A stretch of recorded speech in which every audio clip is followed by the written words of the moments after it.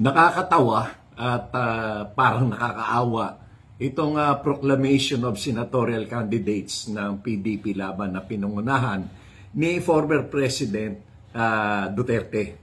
Isipin nyo, napakakunti ng tao at considering that this is a proclamation of senatorial candidates, dapat yan mga tipong nasa Luneta Grandstand or Araneta Coliseum or Philippine Arena or yung malalaking venue, no? Hindi kagaya noong sa alyansa na pinangunahan ni President Bongbong Marcos na talagang libo ang umattend doon sa Ilocos Norte at ganun din doon sa Iloilo. Libo. Itong kila Duterte, 100 lang. Wala pa nga 300, baka 100 plus lang.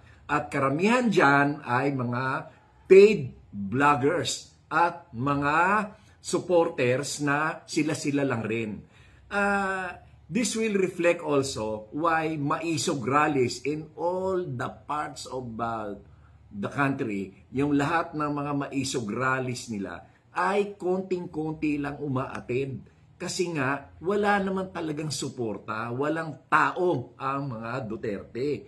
Kaya lang nanalo yan noong 2016 dahil sinuportahan ng mga Marcos loyalists. Kasi no choice. Walang ibang pwedeng iboto. Alam nga naman, iboto namin si Marojas o kaya si Binay o kaya si Grace po. No choice. Talagang no choice. Kaya napilitan lang kami iboto si Duterte. Pero hindi nangangahulugan na kanya talaga yung boto. Okay? Ngayon, ganito. Noong 2016, noong 2021 pala, ay nagpa-survey ang Malacanang at inutusan ang mga congressman na mag-conduct ng mga internal surveys. At doon ay ang lumabas na number 1 na malayo ang percentage ay si BBM. Ang number 2 ay si Leni. Number 3 si Isko.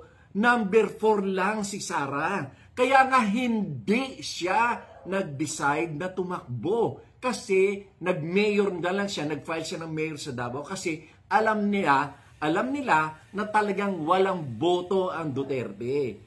Ngayon, kinausap lang siya na isang kaibigan, family friend, na lawyer din, na sinabi sa kanya, sikat ka lang ngayon dahil anak ka ng presidente, pero pag hindi na presidente yung tatay mo, makakalimutan ka na ng tao. Kaya ang ginawa niya, tumakbo siyang vice president ng BBM.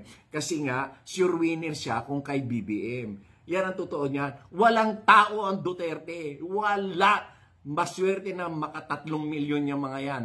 Yung mga kandidato ni Duterte, nako, yung iba dyan, kaibigan, pero sorry to say, wala kayong tao. Nakakatawa kayo at nakakaawa. Biruin nyo, ang launching ng inyong proclamation ay sa Club Pilipino lamang. Aba, ano yan? Rotary Club, Kiwanis, Lions Club, o PTA, na ganyan lang. Dapat yan ay malaking venue at libo dapat ang tao. Kayo, 100 lang. Naku, nakakaawa kayo.